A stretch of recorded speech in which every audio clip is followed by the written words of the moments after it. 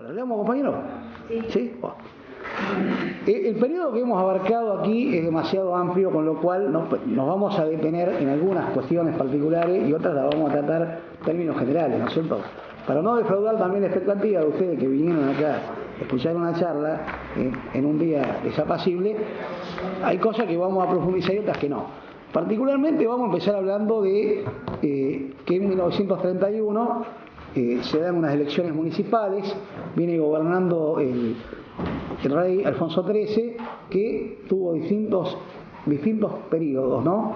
Uno que es el de la regencia de su madre, Cristina de Borbón, y que se instala con el general Martínez Campos, que fue ajusticiado por un anarquista, digamos, porque era un represor, digamos, serial.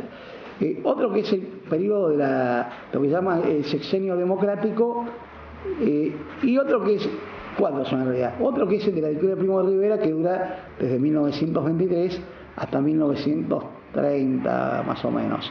Y luego viene lo que llama la dictadura blanda de Berenguer, que es una especie de monarquía parlamentaria, pero que al haber elecciones y perder el rey Alfonso XIII la elección del partido monárquico, abdica el rey y se exilia en Francia. A partir de ese momento se da la proclamación de la Segunda República Española, ¿no? La primera había durado un año, de 1873 a 1874. Esta república abre expectativas en el proletariado, en los campesinos y demás, pero sin embargo las va a defraudar totalmente, porque los gobiernos que va a tener la Segunda República Española están en manos de católicos o de conservadores, y en realidad, digamos, podemos pensar que en un balance entre 1931 y 1936 aparece aquello que se llama el bienio negro, porque tiene que ver con, por un lado, una multiplicidad de insurrecciones campesinas en Andalucía y huelgas en Asturias, por ejemplo, en el 34, y huelgas también en la zona de Cataluña. Hay algo que quiero detenerme aquí a marcar, y que todos estos movimientos van a ser reprimidos de manera sangrienta por la República, ya en manos de Manuel Azaña. O sea, alguien que se suponía que tenía un tinte más progresista, más obrerista, que tenía el apoyo del Partido Socialista, pero bueno, lo que hace verdaderamente es reprimir de forma feroz, sobre todo en dos lugares, ¿no? En el levantamiento campesino de Casas Viejas, en Andalucía, en la provincia de Cádiz, y luego en Asturias, en la cuenca minera, donde también participan los socialistas y surgen, no solamente está la CNT y la FAI, sino que también está la Unión de Hermanos Proletarios, hay algunos socialistas allí. Pero claro, lo que lleva también a fracasar es que la zona industrial de Cataluña y del País Vasco no apoyan este tipo de levantamientos. Decía que quería marcar una diferenciación de lo que es el anarquismo en España en términos generales. Las zonas donde más se desarrolló fueron en Andalucía por un lado y en Cataluña por el otro, como bien sabemos, ¿no? Pero con características bien diferenciadas. Es decir, el anarquismo de Andalucía es un anarquismo claramente rural, que tiene que ver con los campesinos, con los jornaleros, con una zona en la cual los terratenientes son absentistas, es decir, son propietarios de grandes latifundios y ni siquiera viven en Andalucía. O son de Castilla o de algún otro lugar, pero la condición del jornalero es muy miserable, porque trabaja solamente en la época de la siembra y en la época de la vendimia, en el caso de la uva, o en el caso de la oliva, de la aceituna, en el caso de la cosecha. El resto del año lo pasa ocioso, por lo tanto lo pasa hambriento. Esto también le va a dar una característica muy particular al anarquismo andaluz, que, como decimos, es de campesinos y de campesinos que tienden a llevar adelante insurrecciones.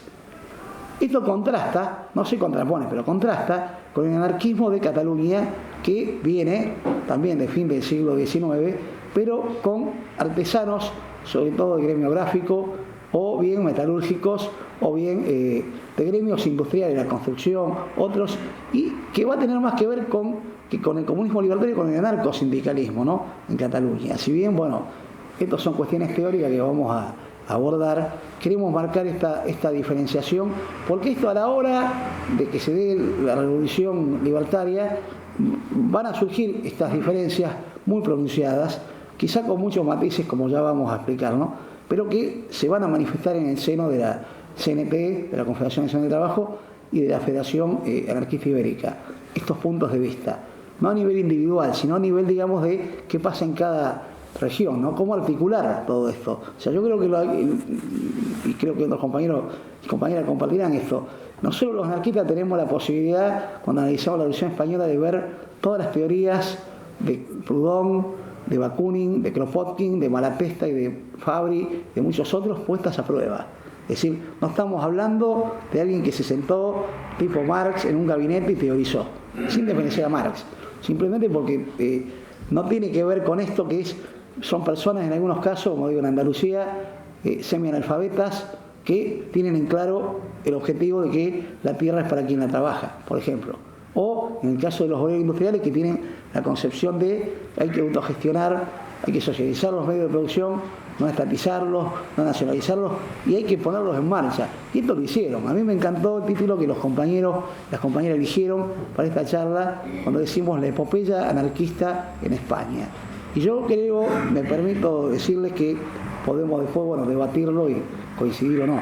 Que claro, es una epopeya verdaderamente todo lo que se hizo, aún en la derrota, porque todos los obstáculos y las cosas que hubo que enfrentar. O sea, hubo que enfrentar las contradicciones en el seno del movimiento libertario. Hubo que enfrentar el estalinismo en auge. Estamos hablando del año 1936. Hubo que enfrentar el fascismo mussoliniano. Hubo que enfrentar el nazismo, que estrenó su fuerza aérea bombardeando Guernica y algunas otras regiones de la península ibérica. Hubo que enfrentar al sistema capitalista claramente, y ahora vamos a dar algún detalle, que eran las potencias, digamos, europeas o Estados Unidos de Norteamérica. O sea, a nadie le interesaba que una revolución libertaria triunfara en España.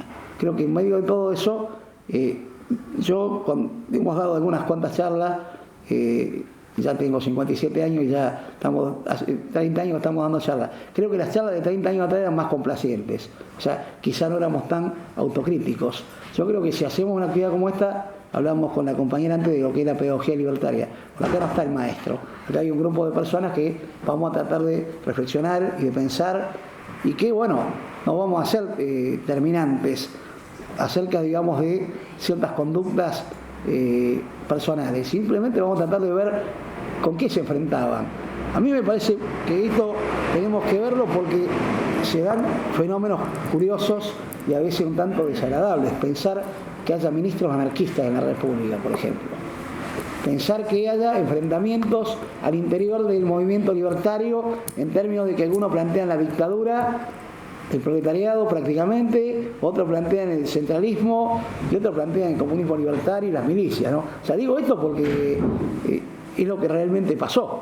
Entonces, me parece interesante para avanzar ver el contexto. Se ha planteado lo de las insurrecciones fracasadas, ese bienio negro, grupos que, como el de los solidarios, donde estaba Durruti, Ascaso, Jover, García Oliver, entre otros, eran grupos de autodefensa. Entonces no los va a sorprender la situación del 36.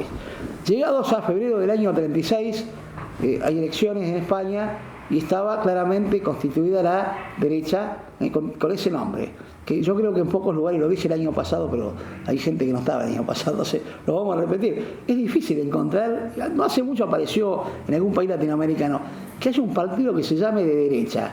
Es raro, ¿no es cierto? Que casi nunca la burguesía se muestra desnuda así tan obscenamente. Bueno, en Andalucía se constituyó la Confederación Española de Derechas Autónomas, ¿no? La CEDA, que fue gobierno de España. Entonces, esto, se imaginan cómo se aliviantaban los ánimos, no por el nombre, por las prácticas, ¿no? Este bienio negro que decimos nosotros, había represión y se conjugaban los socialistas con estos tipos que quedan impunes. No por casualidad es Franco que reprime, el héroe de la represión en Asturias en el 34. No porque se venda el general Sanjurjo. O sea, estos mismos tipos que son perdonados por los socialdemócratas, por la burguesía, porque son sus esbirros, son los que después van a encabezar el golpe de 1936. Entonces, llegados a febrero del 36, hay elecciones y está el Frente Popular, constituido por el Partido Socialista Obrero Español, PSOE, el Partido Comunista y algunos partidos regionalistas, ¿no? Que ese es otro tema también, de las regionalidades, digamos, de las particularidades de cada región. Sabemos que España es un invento, ¿no? un invento de la corona de Castilla. Y esto también tiene que ver con la idiosincrasia de qué pasa con los nacionalistas vascos, con la Esquerra catalana, con los andalucistas, que bueno, también es un tema en sí mismo. Los anarquistas deciden dejar un tanto de lado el abstencionismo y llegan a una conclusión. Hay alrededor de 10.000 presos anarquistas. Entonces llegan a una cierta negociación. Las negociaciones, nosotros no hacemos propaganda llamando a no votar, que cada uno haga lo que le parezca, o en todo caso, el caso de Urruti plantea, bueno, estamos para otras cosas, ¿no? Preparémonos porque aquí viene un golpe. Y en ese sentido los anarquistas hicieron muy buen diagnóstico de la realidad. Ellos visualizaban ya en febrero del 36 que iba a haber una sonada militarista y clerical, digamos, en el territorio de la península ibérica, y se estaban preparando para eso.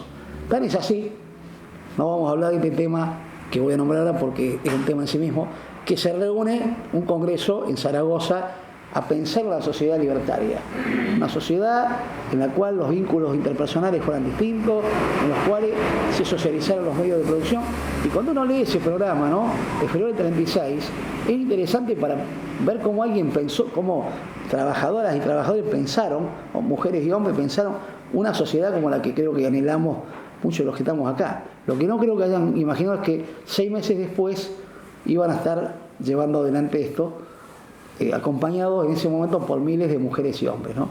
Que en ese sentido, y quizá bajando el nivel de discurso, me permito, sobre todo para las compañeras más jóvenes, recordar aquella canción popular que decía, ¿no?, que a la mujer del obrero la pisan 4 tunantes de esas que tienen dinero, de esos que tienen dinero, y que después a la mujer del obrero ya no la pisa más nadie porque se hizo miliciana. Entonces, bueno, le ponían el fusil en la nariz y bueno. Esto, para comprenderlo, tenemos que ver con la idiosincrasia del patriarcalismo español manifestado en cada una de las regiones, ¿no?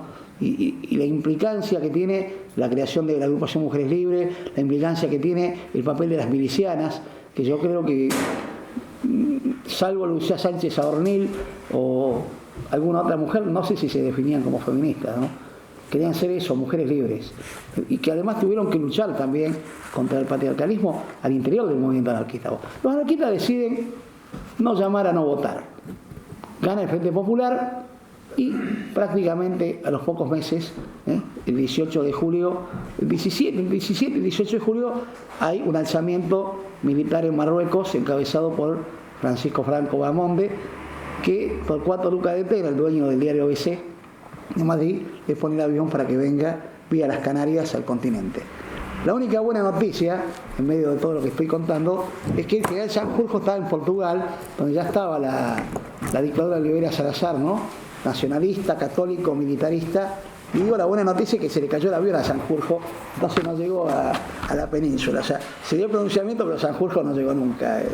Se quedó en el camino el hombre, se quedó ahí, ¿no? Sí, bueno, digo, una buena noticia. A lo mejor vendría algún cristiano y me diría, no se le desea la muerte a nadie, pero bueno, me hago cargo de mi ateísmo, ¿no? Que bueno, Sanjurjo ya no estaba entre nosotros. Bien, llegados al 18 de julio, el 19 de julio, bueno, la situación en los distintos lugares de la península ibérica es bien distinta, ¿no? Algunos lugares como Andalucía son doblegados muy tempranamente porque la disparidad de fuerzas es absoluta, digamos. Con Franco está la mayor parte de las Fuerzas Armadas, no solamente está la burguesía de los terratenientes, de los industriales, de la Iglesia Católica, con todo lo que eso implica, sino, digamos, que Andalucía es doblegada tempranamente, ¿no? Uno podría, anoche estaba pensando y decía 19 de julio, 19 de agosto, fusilamiento de García Lorca, por ejemplo. Digo porque es muy emblemático, ¿no? Fusilamiento de García Lorca, que si bien no se definía ideológicamente como libertario, creo que está bastante cerca, por lo menos de nuestros afectos, ¿no? Me parece. O el propio Blas Infante, ¿no?, que tenía vinculación con algunos anarquistas como Pedro Ballina. Blas Infante es uno de los ideólogos de la autonomía andaluza, ¿no? Pero bueno, otro día hablaremos de Blas Infante, no es el momento ahora. Pero tenía vinculaciones, y tenía vinculaciones con estos que habían sido los insurrectos campesinos de Casas Viejas, que si uno lo busca en el mapa de España y en el mapa de Andalucía no lo encuentra. Me tomé el trabajo de buscarlo junto con compañeros y demás.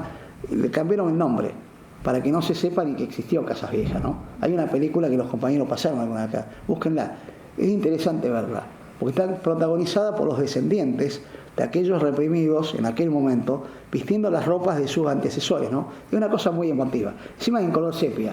Eso sí, no la veamos una tarde de lluvia como esta un domingo, porque nos metemos un corchazo, sinceramente. Pero bueno, fíjense a esa insurrección, vuelvo un poquito atrás porque creo que viene el caso. Esa insurrección que fue reprimida de forma tan brutal, que era un sindicato rural de la CNT, y que la choza del Seis Dedos se llamaba así de apellido. No, uno siempre piensa que decían el Seis Dedos, no, fue incendiada. Bueno, la pata de la cama del Seis Dedos estaba en la biblioteca de Blas Infante. Este Blas Infante, que le hacía escrituras truchas, diríamos nosotros ahora, a los campesinos sin tierra, a los jornaleros andaluces, fue fusilado también en la carretera de Carmona, también, pocos días de diferencia con García Lorca. No recuerdo ahora. Esto para que nosotros veamos cómo venía la cosa, ¿no? Queipo de Llano haciendo discursos por radio, y Andalucía cayó tempranamente, salvo algunas regiones de Andalucía cayó tempranamente. No así Cataluña, que particularmente Barcelona, como los compañeros que estaban alertados por lo menos desde el 11 de julio, ya estaban buscando armas, Durruti y los solidarios y muchos otros, frente al gobierno de la Generalitat, que no solo negaba las armas, sino que los estaba persiguiendo. Entonces, la sonada militar los encuentra a los anarquistas buscando armas, los que no la tenían, digamos, buscando armas de manera masiva, y logran derrotar en las calles. Y acá viene una de las tantas paradojas de la guerra civil española, junto con los guardias de asalto de la República y junto con algunos guardias civiles, con el perdón de la palabra, acompañándolos, que bueno, al ver que ganaban los otros se pasaron del lado del pueblo y se pasaron del lado de los anarquistas. Esto es un tanto paradójico. Cuando uno ve en el libro este excelente de Miguel Amorós, ¿no? Durruti en el laberinto, y uno lo ve a Durruti dialogando con militares. Uno dice, es impensable esto. Yo creo que para cualquier compañero, bueno, esa es la realidad real, ¿no? No es lo que uno imagina. O sea, no es el tipo de acero inoxidable Durruti, sino que es un tipo que, como le comentaba acá la compañera, cocina, lava, plancha, va al baño, respira, discute, se equivoca, y yo creo que nosotros ahí lo tenemos que ver en la verdadera dimensión que tiene, que sigue siendo, desde mi punto de vista, extraordinario. Pero, por ejemplo, algún chascarrillo, ¿no? Para desdramatizar. Durruti se tiene que sentar con Pani, ¿no? Con el jefe de la Generalitat. Entonces, bueno, claro, los recibe, porque claro, a ver, uno de los tantos acontecimientos, las Ramblas de Barcelona, Durruti arriba de un Packard, ¿no? Un auto de la burguesía, claramente, frente al Hotel Colón, donde están los falangistas. Le puso un colchón arriba, los colchones eran de lana, ¿se acuerdan, no? Los más veteranos nos acordamos, tenían los colchones de lana. Ahí se rodeaban las balas. Fue hasta el fondo del Hotel Colón y lo sacó como chicharra de un ala. Entonces lo llama Companys. Claro, Companys era un político burgués catalanista que empieza, ¿no? Con una serie de cosas. Vosotros sois los héroes de la jornada. Bueno, ¿y las armas dónde están? Bueno, y os daremos las armas. Y eso. Sabemos que Francisco Ascaso murió en el cuartel de las Ataranzanas buscando armas, y que los anarquistas tenían armas porque habían tomado algunos barcos que estaban allí en el puerto de Barcelona. A la segunda reunión ya no estaba le tocaba sentarse con los socialistas, con la izquierda catalana y demás. Entonces vuelve Companys. Cada vez que entraba Companys lo saludaban todos los acólitos, y estaba Durruti sentado en un rincón. Los anarquistas no se levantaban, o sea, entraba Companys, era lo mismo que entraba Perro, le daba exactamente lo mismo. Creo que el Perro había tratado con cariño, ¿no? Entonces le preguntaron a Durruti que qué le pasaba, que estaba tan adusto ahí, ¿no? Dice, la próxima vez que entra le meto 30 balazos. Así nomás dijo, o sea, que no venga nunca más, ¿para qué lo queremos? Pero ahí está, primera autocrítica. Los anarquistas subestimaron, y yo no lo estoy juzgando, lo someto a la reflexión, se subestimó la capacidad que tenía el Estado como maquinaria bélica, como maquinaria represiva de supervivencia. O sea, se aceptó el Comité de Milicias Antifascistas y se mantuvo la estructura estatal de alguna manera, ¿no? Porque este Comité de Milicias Antifascistas, y eso, bueno, yo no vengo acá a señalar un error, simplemente digo que quedó la estructura estatal. Y en esa estructura estatal, bueno, se fue recomponiendo. La burguesía migró, abandonó la fábrica, y esas fábricas fueron socializadas cuando se pudo. Otro dato, cuando se pudo, porque lo hablábamos hace una semana atrás ya en la biblioteca de Giraldo Rosario, cuando hablábamos del proceso de industrialización de España, y España se industrializó tardíamente. Entonces la mayor parte de las industrias eran capitales que no eran españoles, O sea que la burguesía, si bien una clase internacional, todos bien lo sabemos como el proletariado, era enfrentarse al Estado inglés directamente. Ir a socializar una industria no era lo mismo si era catalana o si era de algún nativo de España que si era de Inglaterra, era contra el Estado inglés. O sea, digo porque ahí vemos limitaciones objetivas. O sea, así como digo, sin juzgar, simplemente diciéndolo, enunciándolo, que se mantuvo se subestimó la capacidad de recomposición de la estructura del Estado burgués y se lo dejó sobrevivir, confiando en que con el pueblo en la calle, con el proletariado armado, alcanzaba, y alcanzó un tiempo. Entonces, ¿a qué tarea se ponen los anarquistas? A la conformación de milicias.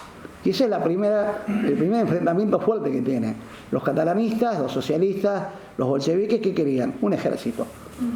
Los anarquistas plantean las milicias. Y allí comienza la conformación de las columnas confederales, que la más conocida es la columna de Urruti, ¿no? Como nosotros sabemos. Que se dirige hacia ¿dónde?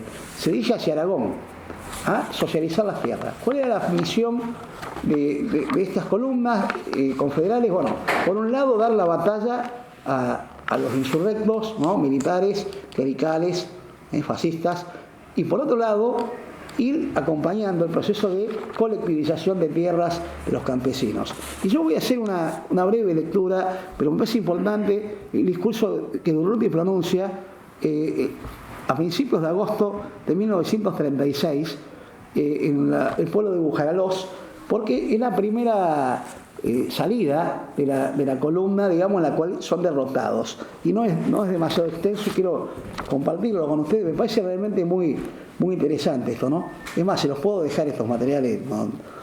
Acá hay mucho más que todo lo que yo puedo traer, pero Buenaventura de Urruti aquí es muy claro, ¿no? Además, a mí para mostrar un talante particular, ¿no? De cómo decir las cosas, ¿no? Que se contrapone con algunos otros que hablan con vericuetos. Habla muy claramente como alguien que había trabajado de calderero y de metalúrgico teniendo 14 años, ¿no?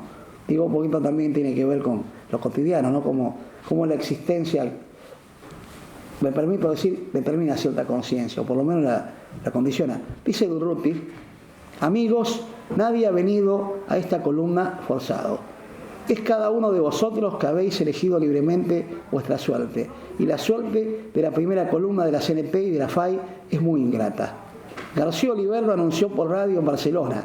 Salíamos para Aragón a conquistar Zaragoza o a dejar la vida en el intento. Yo repito la misma cosa. Antes que retroceder hay que morir. Zaragoza está en manos de los fascistas y allí se encuentran centenares de miles de obreros bajo la amenaza de los fusiles que pueden dispararse a cada instante, ocasionando la muerte de nuestros hermanos. ¿Para qué hemos salido de Barcelona si no es para liberarles? Ellos nos esperan y nosotros, ante el primer ataque enemigo, echamos a correr. Hermosa manera de mostrar al mundo y a nuestros compañeros el coraje de los anarquistas que se llenan de miedo ante 3 aviones. La burguesía no nos permitirá implantar el comunismo libertario, simplemente porque ese es nuestro deseo. La burguesía resistirá porque ella defiende sus intereses y sus privilegios. El único medio que tenemos nosotros para implantar el comunismo libertario es destruyendo a la burguesía. El camino de nuestro ideal es seguro, pero hay que seguirlo con coraje. Esos campesinos que hemos dejado tras nosotros y que han comenzado a poner en práctica nuestras teorías, lo han hecho tomando nuestros fusiles como garantía de su cosecha. Si dejamos el camino libre al enemigo, eso quiere decir que esas iniciativas tomadas por los campesinos son inútiles. Y lo que es peor aún, los vencedores les harán pagar su audacia asesinándoles. Es este y no otro el sentido de nuestro combate. Lucha ingrata que no se parece a ninguna de las que hemos librado hasta ahora. Lo que ha pasado hoy no es nada más que una simple advertencia. Ahora la lucha va a empezar de verdad. Nos enviarán toneladas de metralla y tendremos que defendernos con bombas de mano y hasta con cuchillos. A medida que el enemigo se sienta cercado, nos morderá como una bestia acorralada y morderá duramente, pero aún no ha llegado a ese punto. Y ahora se bate para no caer bajo el peso de nuestras armas. Y es más, él cuenta con el apoyo de Alemania y de Italia, y nosotros contamos nada más que con la fe en nuestro ideal. Pero con esa fe se han quebrado los dientes todas las represiones, y hoy se los tiene que quebrar también el fascismo. Nosotros contamos a nuestro favor, dice Urruti, la victoria que hemos conseguido en Barcelona. Debemos aprovechar con rapidez esa ventaja, porque si no la aprovechamos, el enemigo abastecido por los alemanes e italianos será más fuerte que nosotros y nos impondrá la dura ley del vencido. Nuestra victoria depende de la rapidez de nuestra acción. Cuanto más pronto ataquemos, más posibilidades tenemos de triunfo. Hasta este momento la victoria está de nuestro lado, pero no será consolidada si no tomamos inmediatamente Zaragoza. Termina diciendo Durruti. Mañana no puede repetirse lo de hoy. En las filas de la CNT y la FAI no hay cobardes. No queremos entre nosotros gente que se asusta ante los primeros disparos. A los que han corrido hoy impidiendo que a la columna avanzar, yo les pido que tengan el coraje de dejar caer el fusil para que sea empuñado por otra mano más firme. Los que queremos proseguiremos nuestra marcha, conquistaremos Zaragoza, levantaremos a los trabajadores de Pamplona y nos daremos la mano con nuestros compañeros mineros de Asturias y venceremos, dando a nuestro país un nuevo mundo. Y a los que vuelvan después de estos combates, yo les pido que no digan a nadie lo que ha ocurrido hoy porque nos llena de vergüenza. Digo porque hay una contundencia paradigmática que vamos a ver que contrasta con otras conductas bastante equívocas. Por ejemplo, mencionar que estando Francisco Largo Caballero, que había colaborado con la dictadura de Primo de Rivera, el llamado Lenin español, van a pasar a integrar el gobierno de la Segunda República Española 4 ministros anarquistas. Esto motivo de agrios debates en la CNT y en la FAI, donde la disyuntiva era, para algunos compañeros era, tenemos que hacer la revolución para ganar la guerra. Y otros decían, tenemos que ganar la guerra para hacer la revolución. Esto no quedó en palabras, Vamos a ver que esto es bastante grave en cuanto a las consecuencias. O sea, no se trata, si analizamos las conductas de los ministros anarquistas en la República, no vamos a encontrar corruptela, por el contrario, podemos llegar a encontrar en el caso de Federica Montseny algunas cosas muy importantes, en la sanidad, los liberatorios de prostitución. En el caso de García Oliver podemos encontrar que se da en las colonias penitenciarias y la eliminación de las cárceles, y así podríamos seguir enumerando. El tema es que los anarquistas habían quebrado, en este caso estos que se integran con la República, no solamente un dogma sacrosanto, porque no se trataba de eso, se trataba de que, en ese momento colaborar con quienes gobernaban la República implicaba colaborar con la burguesía, o por lo menos con las estructuras fundamentales del sistema capitalista, claramente verticalista, con ejército, con policía, con guardia de asalto, con cárceles, con tortura, con todas las cosas que nosotros sabemos que luego van a aparecer. En realidad, desde el comienzo ya este fue un motivo de discusión, y los podemos nombrar quienes fueron los ministros de la República. Juan García Oliver estuvo en Justicia, Federica Montseny estuvo en Salud, después estuvo José López y después estuvo Joan Peiró. O como digo, no se trata de juzgar conductas individuales porque todos y cada uno de ellos la pagaron de alguna manera, o con el exilio, o con el fusilamiento, o con la cárcel, perseguidos por los propios aliados, los socialistas o los bolcheviques, según sea el caso. Uno se puede preguntar, ¿y Durruti qué opinaba de esto? No porque Durruti sea el faro que nos ilumina, sino porque Durruti lo que estaba haciendo era peleando en el frente de Aragón, tratando de derrotar al fascismo, junto con otra cantidad de milicianos y milicianas. Entonces, en realidad, creo que no tenemos a Durruti acá para preguntarle qué opinaba sobre esto. Creo que también Durruti, si pensamos, y lo pensamos en la dimensión humana que tiene que tener, y acá yo me hago cargo de lo que voy a decir, aunque esté grabado, sacar la foto y demás, Durruti no es el Che Guevara, es Durruti. O sea, es alguien como nosotros, que le tocó, no es de acero inoxidable, tiene sus contradicciones, indudablemente. Yo no vengo acá a justificarlo, simplemente digo, está tratando de llevar adelante una tarea, pero es orgánico de un movimiento. Entonces, si uno piensa, Durruti, ¿qué vota? Frente a sacar las tropas de Aragón y llevarlas a Madrid. Que no. O irse al frente de Madrid, que está sitiada. Que no. Sin embargo, ¿dónde muere Durruti? En la Ciudad Universitaria de Madrid. Es un militante anarquista orgánico de un movimiento. O sea, quiero decir con esto, no se trata de justificarlo. Además, y ahí se reciben apuestas. ¿Quién lo mató a Durruti?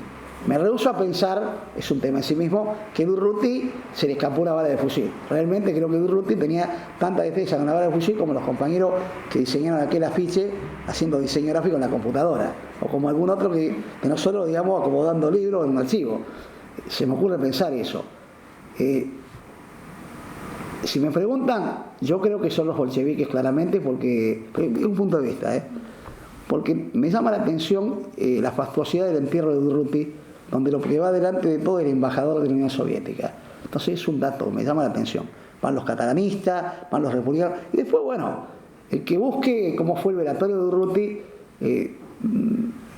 no genera un tanto descosor, porque tenía a la cabecera del cajón, digamos, 4 milicianos ahí que estuvieron 24 horas parados, se iban relevando. O sea, hay toda una serie de cuestiones ahí que son, bueno, de cómo se lo veía a este hombre, que como hablaba con esta claridad, como hablaba con esta simpleza y con esta profundidad a su vez, era un emergente de lo que era el proletariado, ¿no? Quizá el más genuino o uno de los más representativos. Entonces también había cierto fervor popular con la personalidad de este hombre, que cuando hablaba, como me decía el otro día un compañero, ¿qué pasaba con las milicias? Y bueno, era difícil decirle que no a Durruti. O sea, estamos viendo que el hombre hablaba poniéndole el cuerpo a las cosas.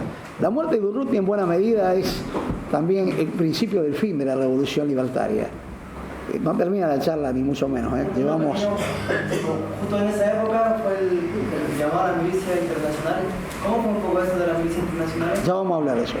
Algo vamos a decir también de eso. Pero, claro, justamente podemos tomar algo de eso. Pensar, este Durruti que se tiene que bancar de asesores militares a los tipos que vienen de la Unión Soviética. O sea, también uno piensa, y claro, resulta más o menos fácil de mi parte, de cualquiera, decir cómo, tenía un asesor militar soviético, ¿cómo tipo aceptó eso? No digo, a ver, es para pensarlo también, ¿no? Porque cuando uno ve Tierra y Libertad y ve el testimonio de Orwell y ve muchas cosas, ¿no? Ve que está todo mezclado. Y está todo mezclado como en las luchas sociales en las que nosotros también participamos, salvando las distancias. Si salimos, los que tenemos cierta edad, el 19 y 20 de diciembre del 2001, ¿y al lado de quiénes estábamos? Al lado de un montón de tipos con los cuales hoy no compartiríamos ni el baño. Perdonen menos la comparación. No, objetivamente creo, mucha gente con la que estábamos en las asambleas barriales de 2001, 2002, 2003, hoy no tenemos nada para compartir con esas personas, pero en ese momento que eran los vecinos con los que estábamos. O sea, no quiero aparecer como que estoy justificando cualquier cosa, digo porque en la lucha social aparece lo que planteaba hace un rato el compañero cuando hablábamos fraternalmente de aquí al lado, ¿no?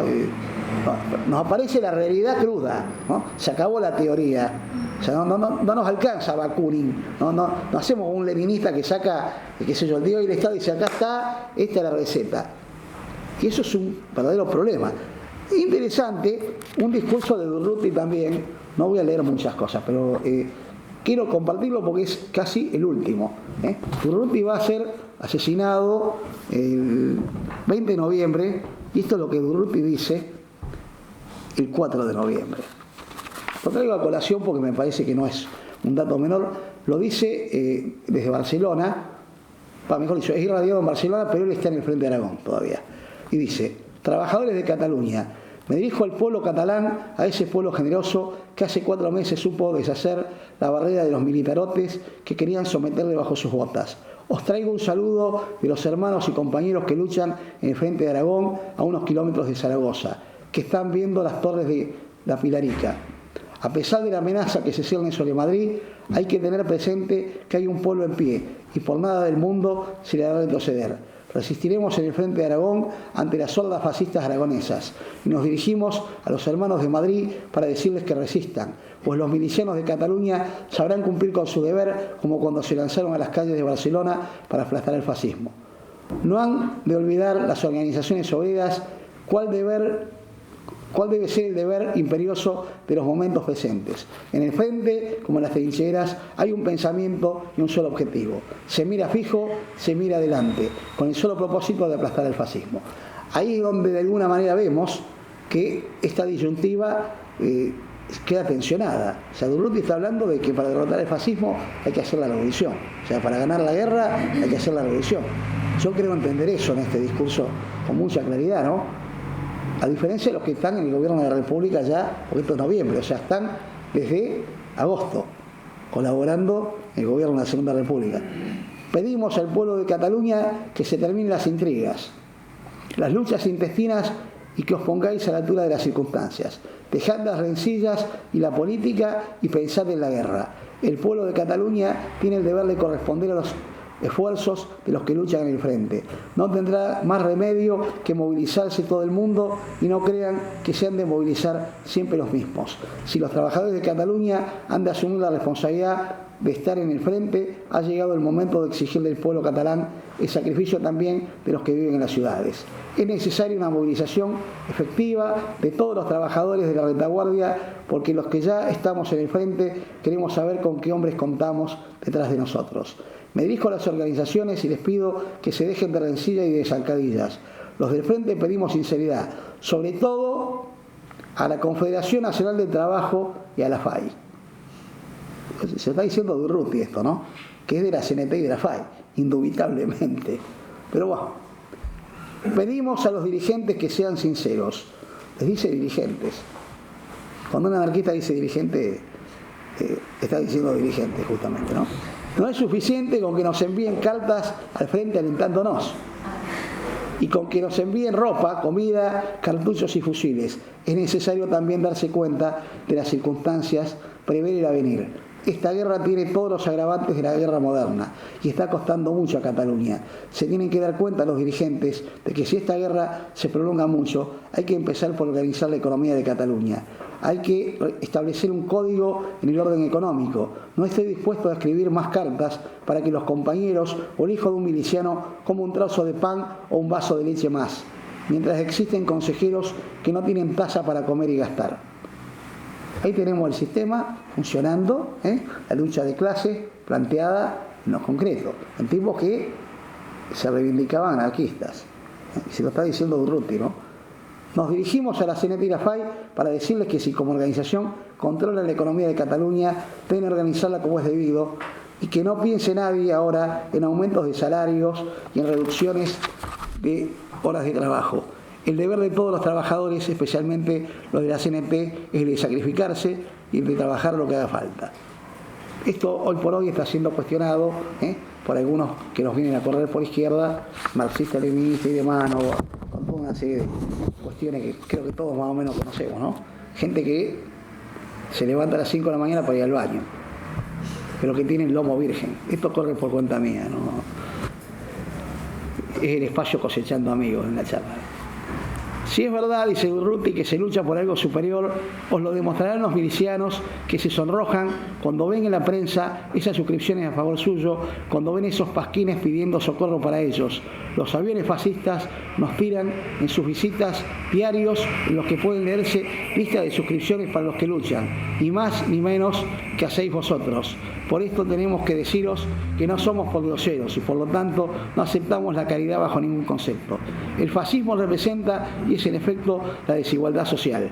Si no queréis que los que luchamos os confundamos a los de la retaguardia con nuestros enemigos, cumplid con vuestro deber. La guerra que hacemos actualmente sirve para aplastar al enemigo en el frente, pero es este el único, no el enemigo, que también es aquel que... Pero no es este el único, no. El enemigo es también aquel que se opone a las conquistas revolucionarias y que se encuentra entre nosotros y al que aplastaremos igualmente. O sea, ahí está planteando un disenso claro dentro del movimiento libertario, ¿no? Eso es lo que nosotros estamos viendo, o sea, este colaboracionismo suena fuerte, ¿no? Pero con la República burguesa. Si queréis atajar el peligro, se debe formar un bloque de granito. La política es el arte de la zancadilla, el arte de vivir como zánganos. Y debe suplantarse por el arte del trabajo. Ha llegado el momento de invitar a las organizaciones sindicales y a los partidos políticos para que esto se termine de una vez. En la retaguardia se ha de saber administrar. Los que estamos en el frente queremos detrás una responsabilidad y una garantía. Y exigimos que sean las organizaciones las que velen por nuestras mujeres y nuestros hijos. Termina diciendo Urruti. Si esa militarización, y acá viene la piedra de toque lo que va a seguir, ¿no? decretada por la Generalitat es para meternos miedo y para imponernos una disciplina de hierro, se han equivocado. Vais equivocados, consejeros, con el decreto de militarización de las milicias. Ya que habláis de disciplina de hierro, os digo que vengáis conmigo al frente. Allí estamos nosotros, los que no aceptamos ninguna disciplina porque somos conscientes para cumplir con nuestro deber. Y veréis nuestro orden y nuestra organización. Después vendremos a Barcelona y os preguntaremos por vuestra disciplina, por vuestro orden y por vuestro control que no tenéis. Estad tranquilos, en el frente no hay ningún caos, ninguna indisciplina. Todos somos responsables y conocemos el tesoro que nos habéis confiado. Dormid tranquilos, pero nosotros hemos salido de Cataluña confiándoos la economía, responsabilizándoos, disciplinaos. No provoquemos con nuestra incompetencia, después de esta guerra, otra guerra civil entre nosotros. Está diciendo Durruti, 4 de noviembre, 16 días antes de ser asesinado. Si cada cual piensa en que su partido sea más potente para imponer su política, está equivocado, porque frente a la tiranía fascista solo debemos oponer una fuerza, solo debe existir una organización, una disciplina única. Por nada del mundo aquellos tiranos fascistas pasarán por donde estemos. Esta es la consigna del frente. A ellos les decimos, no pasaréis. Y a vosotros os corresponde gritar, no pasarán. Esto es lo que decía Durruti. Y nosotros vamos a ver que justamente lo que va pasando es este diagnóstico certero del compañero. La guerra va desplazando a la revolución. La guerra se va librando, como hemos visto en documentales de aquella época, como por ejemplo El Pueblo en Armas, que recomiendo que lo vean. Como, bueno, se pasa una guerra de la guerrilla, digamos, confederal, porque es una guerrilla de alguna manera, y las milicias confederales, a una guerra convencional. En la guerra convencional los fascistas tienen una superioridad única. Pero además de eso tenemos todos los disensos dentro del bando republicano. Y tenemos todas las conspiraciones y las intrigas que acá el compañero viene señalando. A pesar de todo eso, continúa el proceso de socialización de tierras, de colectivizaciones y demás. Pero claro, en la medida en que se pasa a la guerra convencional, los esfuerzos son de la industria para la industria de guerra, para la producción de alimentos por un lado, pero esos alimentos cada vez más tienen que ir al frente. O sea, pensemos que en ese sentido la visión estratégica de Franco, cabe reconocerla, no porque sea un enemigo respetable, es alguien deleznable desde todo punto de vista, pero tuvo la visión estratégica de en poco tiempo dejar partir a la península ibérica prácticamente en dos, ¿no? O sea, queda Madrid aislado, Valencia, Cataluña, el País Vasco, pero claro, allí están las industrias, el País Vasco, la industria metalúrgica y demás, pero el carbón y el hierro están en Asturias, que ya está bajo el dominio de los fascistas, ¿no? Y esto no es un dato menor.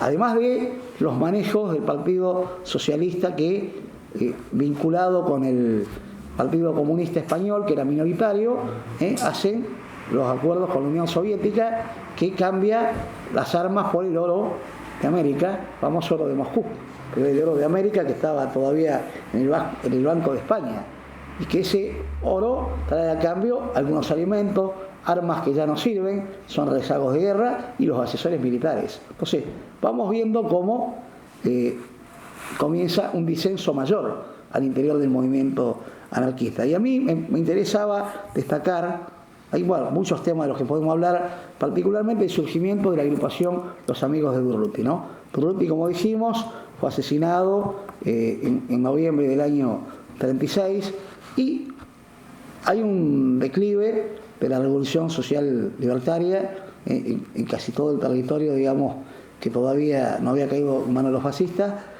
Los ministros de la República van a renunciar en mayo del 37, pero se va a dar un acontecimiento luctuoso que es el que se va a dar en Barcelona, mayo de 1937, donde, entre otros, es asesinado el compañero Camilo Berneri. ¿Qué cosa pasa allí? Bueno, la Telefónica es una de las primeras cosas que toman los anarquistas bajo su control militar. Hay que decirlo en todos los términos, ¿no? O sea, y era emblemático. Servía con las comunicaciones con todo el resto de la península ibérica. O sea, no era cualquier lugar la Telefónica de Barcelona. Bueno, ¿qué va a pasar? Con el avance de los bolcheviques aliados con los socialistas y los republicanos catalanes y todo lo demás, van a ir a desalojar la Telefónica con la fuerza de las armas, ¿no? La Guardia de Asalto, las Fuerzas Armadas concretamente. Frente a eso, los trabajadores anarquistas que están resistiendo, digamos, resisten esa toma y se van a dar un enfrentamiento y son, como dice allí un libro, pasamos de las barricadas triunfantes y libertarias de julio de 36 a las barricadas de mayo de 37. ¿Qué papel cumplen los dirigentes de la CNT y de la FAI? Ir a calmar los ánimos, a decir que no hay que hacer enfrentamiento al interior del bando antifascista. Ese fue el papel que cumplieron, ¿no? Federica Montseny, entre otros. Frente a esto aparece esta agrupación de la que voy a hablar ahora, que es la agrupación Los Amigos de Durruti, que me parece muy importante porque es un tema tapado. Hay un libro muy importante, que aquí seguramente está, de José Peirats, donde esto aparece mencionado. José Peirats, entre los méritos que tiene, no es solamente haber empezado a trabajar de ladrillero cuando tenía 8 años, que eso en todo caso muestra también, ¿no? Sino que escribió 3 tomos sobre la historia de la CNT, escribió este libro, Los anarquistas en la crisis política española, 1869-1939, que es muy meritorio, ¿no? Y que es bastante criticado, compañero Peirats, como dice alguien, post-mortem, ¿no? Entonces, Peirats habla también de los disensos, de alguna manera los hemos ido mencionando, y no le da mucho lugar al tema de la agrupación Los Amigos de Durruti, lamentablemente allí. Pero la agrupación Los Amigos de Durruti, que se constituyó en marzo de 37, se va a conformar cuando aparezca esta militarización de las milicias, que directamente disolvió las milicias y ponerlas bajo el mando militar. El mando militar quería decir el estalinismo de la Unión Soviética, claramente. O sea, basta de milicias y demás. Bueno, empiezan los calificativos, los adjetivos descalificativos, ¿no?, contra estos milicianos que vuelven del Frente Aragón a Barcelona y que van a constituir esta agrupación porque lo que hacen es tomar como referencia, digamos, el legado, podríamos decir, ideológico de Durruti de luchar por la revolución. En algún momento llegaron a constituir la agrupación entre 4 y 5 mil militantes, lo cual, digamos, también muestra que era muy importante. Tenía en su propia prensa, se llamaba El Amigo del Pueblo, y allí uno de los que escribía los editoriales era Jaime Valius, del cual me voy a detener un momento. Es un militante anarquista muy importante, una persona que era médico, pero que había sufrido problemas de parálisis de su juventud, lo cual no le impidió, digamos, participar activamente en la lucha revolucionaria. Inclusive luego migró a Santo Domingo, luego de la derrota, digamos, del 39, y el compañero Miguel Amorós lo entrevistó en un instituto geriátrico al sur de Francia, y cuando ya tenía casi 80 años, ¿no? Bueno, paralítico como estaba, lo estaba buscando a García Oliver, pero no porque estaba delirando, sino porque tenía la voluntad de llevárselo para otro lado a García Oliver, cosa que no pudo hacer porque la naturaleza le ganó de mano a Jaime Valius. Pero de Jaime Valius, y prometo que no voy a leer muchas cosas más, vino la compañera, no podía fallar. Perdón, pero es una cuestión insoslayable. Bien. Voy a leer 2 cosas de Valius y ya casi voy a ir cerrando para ir al intercambio, salirme atrás de la mesa, sentarme al lado de todos los compañeros como me gusta. Esto tiene que ver con este disenso que se daba, ¿no? En el número 4 del Amigo del Pueblo, 22 de junio de 37, o sea, ya pasaron la jornada de mayo, el aplastamiento de eso, la meloneada de los que vinieron a decir que hay que apaciguar los ánimos y demás. Entonces empieza la campaña continúa la campaña de calumnias, y particularmente contra Jaime Valius, nada menos que con el epíteto de marxista.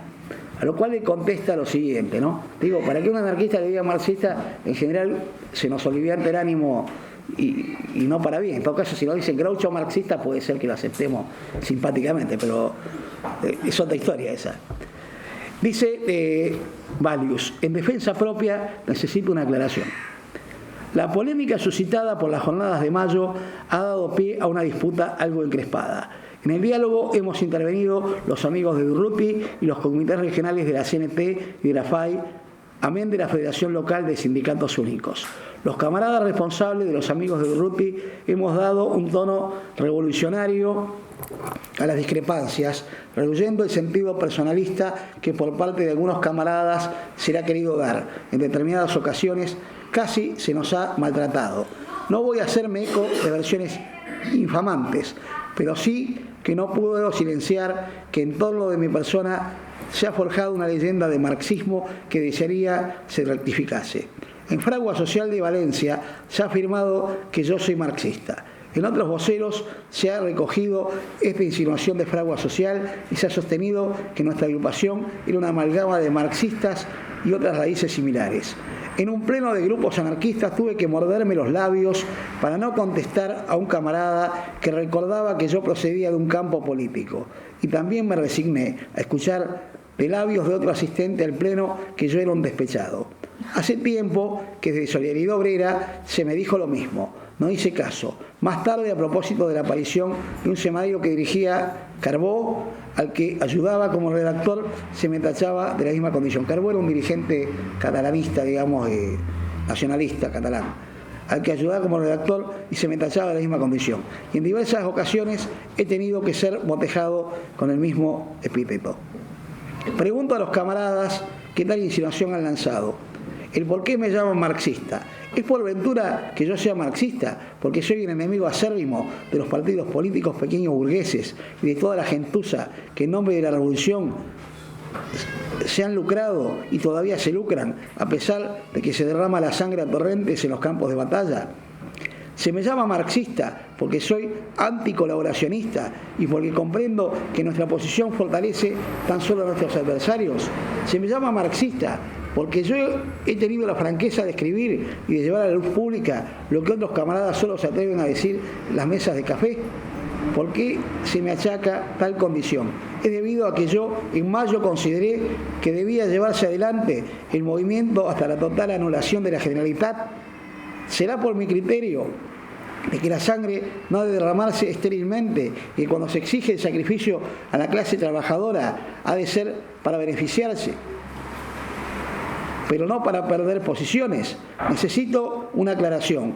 Es preciso que se me diga si es que se me considera como un camarada el por qué se me ha dicho marxista. No me refiero a la palabra de agente provocador, porque sobre esto hay un compromiso firme de que ambas partes rectificarían los epítetos lanzados. Los amigos de Durruti en el pasado número rectificamos el concepto de traición en aras de la unidad anarquista y revolucionaria.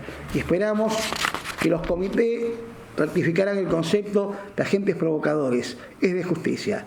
Es para mí doloroso que en el momento actual que vivimos hay quien se atreva a llamarme marxista cuando yo podría refutar con argumentos incontrovertibles a quienes me enjuician con una expresión que está fuera de lugar.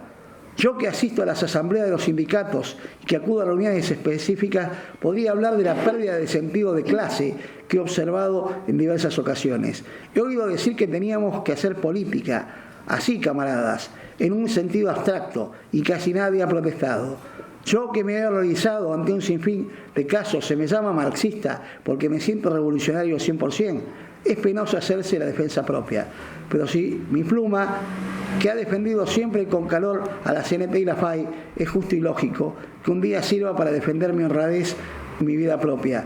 Voy a recordar unos pasajes de mi actuación.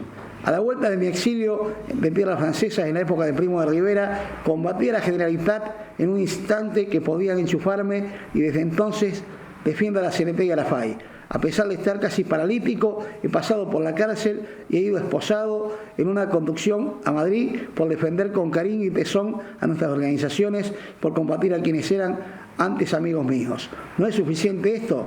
Siempre se me ha mirado con cierto recelo. Yo, camaradas, no he salido ni del taller ni de la fábrica. Procedo de una familia burguesa. Era estudiante de medicina y a través de la sala de disección, de los hospitales, de las cárceles y del destierro, he ido superando mi procedencia hasta llegar a identificarme en absoluto con el proletariado. ¿Dónde está mi marxismo? ¿Será porque no he salido de una fábrica? ¿Qué culpa tengo yo que haya nacido en una familia de una mansión dorada?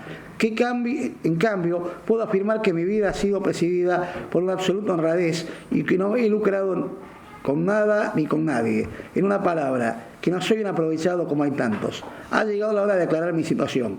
No es bastante con decir que el asunto está zanjado. Es necesario que resplandezca la verdad.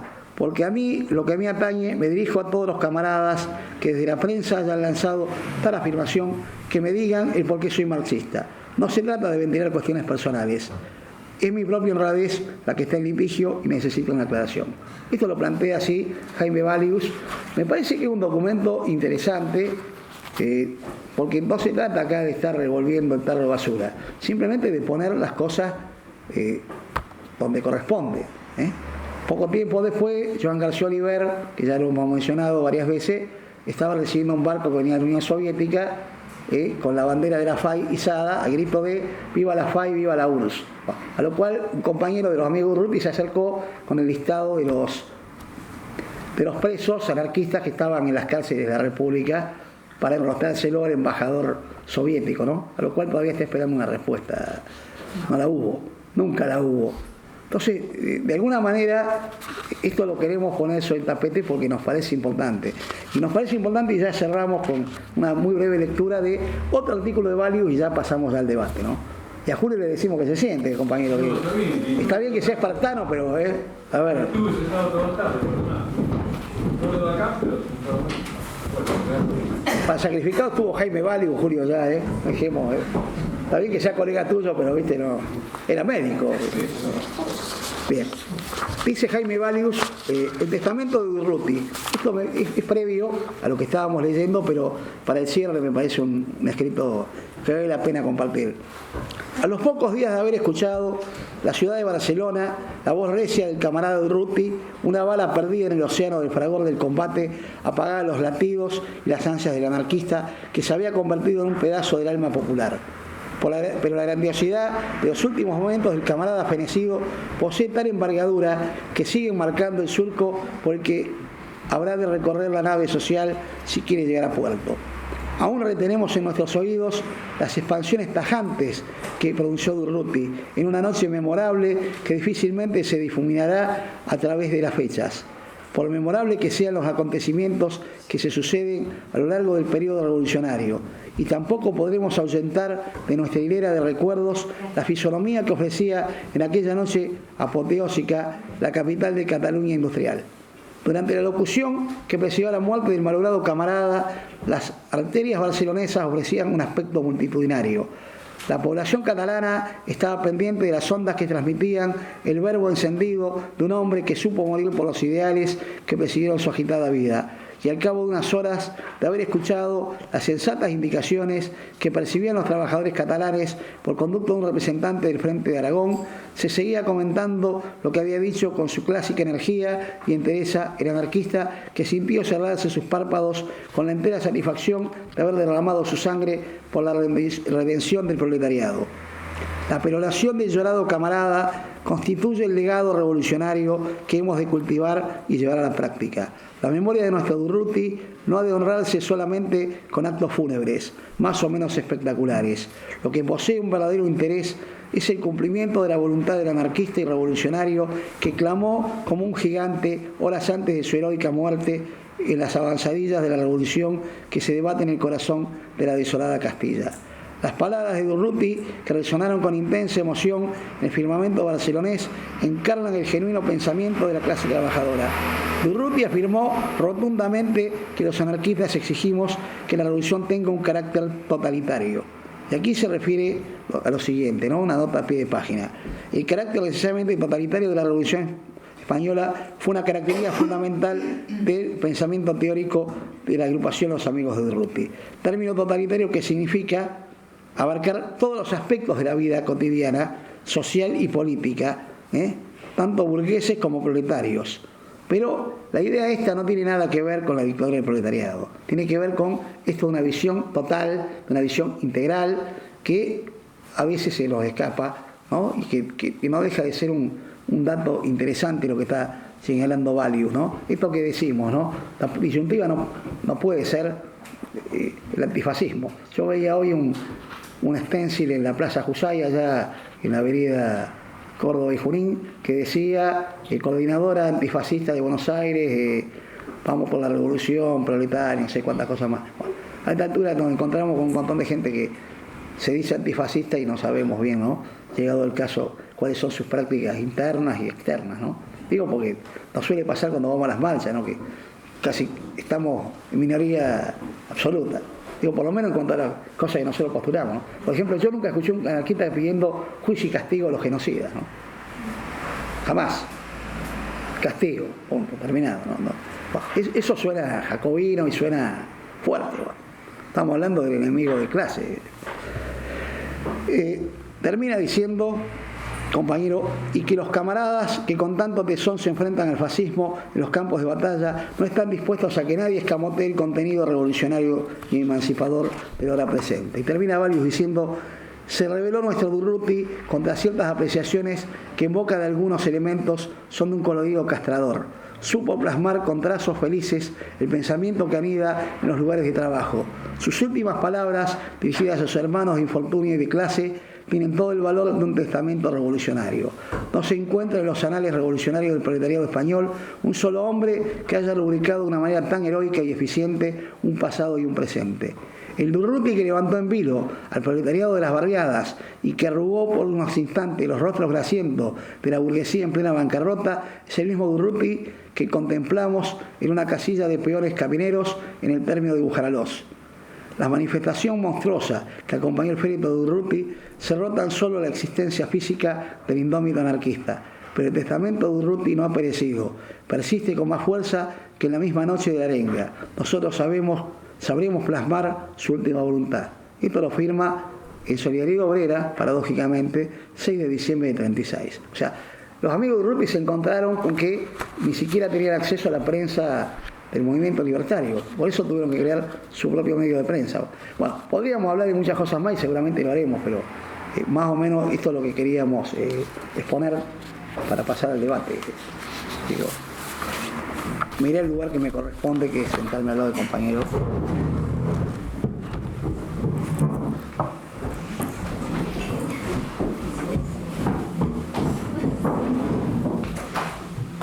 O sea, a nivel informativo, porque se puede decir tantas cosas de...